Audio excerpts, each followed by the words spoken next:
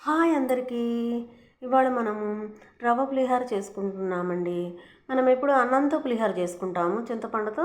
ఇది బియ్యపు రవ్వతో చేసుకుంటున్నాము. దీన్ని బియ్యపు నూక అని కూడా అంటారు. ఇప్పుడు మనకి అవైలబుల్గా లలితా బ్రాండ్ వాళ్ళది మార్కెట్లో అవైలబుల్గా ఉందండి. 1/2 కేజీ ప్యాకెట్స్ దొరుకుతాయి, తీసుకొచ్చుకొని చేసుకోండి. అంతకుముందు అయితే మనం బియ్యం ఒక 2 కేజీలు కడిగి ఎండపోసుకొని శుభ్రంగా ఎండిపోయిన తర్వాత కింద గోతం వేసి పైన లుంగి క్లాత్ కానీ ఏదైనా వేసి ఇసర్రాయి కడుక్కొని పెట్టుకొని తర్వాత బేషన్లో ఆ బియ్యం అన్నీ పోసుకొని కొంచెం కొంచెం కొంచెం కొంచెం ఆ ఇసర్రాయిలో వేసుకొని రవ్వలాగా అయిపోయిన తర్వాత అది మొత్తం రవ్వలాగా ఇసిరి తర్వాత దాన్ని జల్లెడ పట్టి బియ్యపిండిని వేరు చేసి అప్పుడు డబ్బాకు పోసుకునే వాళ్ళండి. ఇంత ప్రాసెస్ జరిగేదండి రవ్వ పులిహార అంటే. బియ్యపు రవ్వ అంటే ఇంత ప్రాసెస్ జరిగేది. ఈ చాకిరంతా పోయిందండి. దాదాపు 30 సంవత్సరాలు అలానే చేసుకున్నామండి. ఆ తర్వాత నుంచి ఇప్పుడు లలితా బ్రాండ్ రైస్ వాళ్ళది వస్తుంది, శివ బ్రాండో ఏదో వస్తుందండి. మేమైతే లలితా బ్రాండ్ వాడుతున్నామండి. ఇలా లలితా బ్రాండ్కి ఒక గ్లాసుకి వచ్చి 2 గ్లాసెస్ వాటరు, 2 గ్లాసెస్ రవ్వ తీసుకుంటే 4 గ్లాసెస్ వాటరు. ఇంకా కొంచెం ఒక 4-5 స్పూన్లు నూనె తీసుకోండి. నూనె వేసిన తర్వాత దానిలో చిటిపట్లాడుతూ జీలకర్ర వేయండి.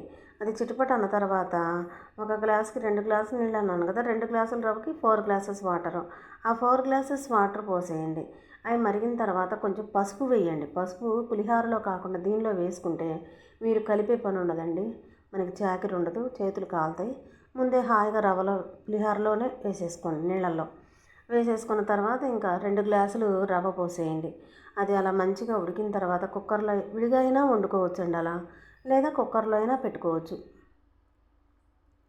కుక్కర్లో ఇంకా 2 విజిల్స్ ఆర్ 3 విజిల్స్ వచ్చిన దాకా ఉండి స్టీమ్ అంతా పోయిన తర్వాత ఇంకా ప్లేట్లో పోసేసుకోండి. ఇంకా మనము చింతపండు ఉడకబెట్టి మనం ఉంచుకుంటాం కదా రెడీగా. ఆ చింతపండు ఉడకబెట్టింది దీనిలో ఒక 3-4 గంటలు మనకి అర్థమవుతుందండి అంత పట్టేది అనేది. దాన్ని బట్టి కలుపుకోండి.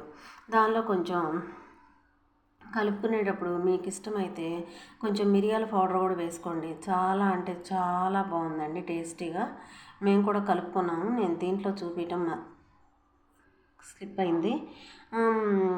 వేసుకోండి. మిరియాల పౌడరు, కొంచెం బెల్లం ముక్క వేసుకోండి. ఇకపోతే కాస్త మెంతిపిండి, చిటికెడు అంటే చిటికెడు మెంతిపిండి కూడా వేసుకోండి. ఫస్ట్ ఆఫ్ ఆల్ ఇది పెద్దవాళ్ళకి, మధ్య వయసు వాళ్ళకి, వృద్ధులకి, మనకి ఆంధ్రులందరికీ కూడా ఇష్టమైన పులిహోర అండి. పులిహోర అంటే అసలు ఇష్టం లేని వాళ్ళు ఎవ్వరూ ఉండరు. అందరూ చాలా ఇష్టంగా భావిస్తారు. పిల్లలకి, పెద్దవాళ్ళకి, లంచ్ బాక్సుల్లోకి, బ్యాచిలర్స్కి, స్టూడెంట్స్కి మనం ఇవాళ పొద్దున 8ంటికి చేసాము అంటే పులిహోర, రేపు మళ్ళీ 8 దాకా పులిహోర పాడవదండి. చింతపండు పులిహోర అది పులిహోర యొక్క స్పెషల్ అది.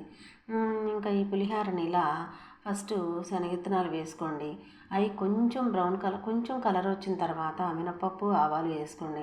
అవి కూడా కొంచెం వేగుతాయండి. అయిపోయిన తర్వాత పచ్చిమిర్చి చీలికలు వేసుకోండి. అవి కూడా కొంచెం వేగిన తర్వాత ఎండుమిర్చి కొంచెం వేగిన తర్వాత కరివేపాకు, తర్వాత ఇంగువ. ఆల్మోస్ట్ దానికి పట్టే మసాలా అయిపోయినట్టేనండి. ఈ మసాలా మొత్తాన్ని తీసుకువెళ్ళి మనం రవ్వ కలుపుకొని ఉంచుకున్నాం కదా పక్కన పెట్టుకొని దాంట్లో వేసేసుకోండి. దాంట్లో వేసేసుకొని ఇంకొంచెం చూడండి, ఇప్పుడు మెంతిపిండి వేస్తున్నాను నేను. ఇంకా అంతా 4-5 సార్లు మీరు చేతితో వేడి పట్టగలిగితే చేతితో కలపండి, లేదా గెంటితో పట్టగలిగితే గెంటితో కలపండి. ఏదైనా ఫైనల్గా చెయ్యి అనేది పడితేనే టేస్ట్ వస్తుందండి ఆ పులిహోరకి. ఇంకా అలా కలిపేసుకొని పులిహోర సిద్ధం అయిపోయిందండి, ఆల్మోస్ట్ అయిపోయింది. ఇంకా ఇవాళ మనము లంచ్ బాక్సుల్లో పెట్టుకోవచ్చు, పిల్లలకి బ్రేక్ఫాస్ట్ కింద పెట్టుకోవచ్చు, మళ్ళీ సాయంత్రం పూట ఈవినింగ్ 5 to 6లో ఆ టైంలో పిల్లలకు పెట్టచ్చు. దీనిలో పెరుగు కూడా వేసుకొని తినొచ్చండి. చాలా అంటే చాలా బాగుంటుందండి రవ్వ పులిహోర. ఒక్కసారి మీరు కూడా ట్రై చేయండి. ఇకపోతే ఆయిల్ మటుకు తాలింపు వేసేటప్పుడు జాగ్రత్తగా చూసుకుని వేసుకోండి. మరి ఎక్కువ ఆయిల్ వేసినా బాగుండదు. ఓన్లీ శనగ నూనె వాడుకోండి. వేరే నూనె వాడినా కూడా అంత టేస్టీ రాదు. కాటన్ సీడ్ ఆయిల్ అని, రిఫైండ్ ఆయిల్ అని అవి వాడితే టేస్ట్ రాదండి. ఓన్లీ శనగ నూనె వాడుకోండి. ఇంకా అలా అలా కన్సిస్టెన్సీగా తయారైపోయిందండి పులిహోర. ఇంకా మనం పండగ రోజుల్లో మనం నైవేద్యం కూడా వాడుకోవచ్చండి. నైవేద్యానికి కూడా వాడుకోవచ్చు. నేనైతే ముందు రోజే కరెక్ట్గా చేశాను. వేరే శుక్రవారం రోజు మళ్ళీ వేరే ఐటెం చేయవలసిందే. ఇలా అయితే బ్రేక్ఫాస్ట్ రెడీ అయిపోయింది. Have a nice day. Like, share, subscribe చేసుకోండి.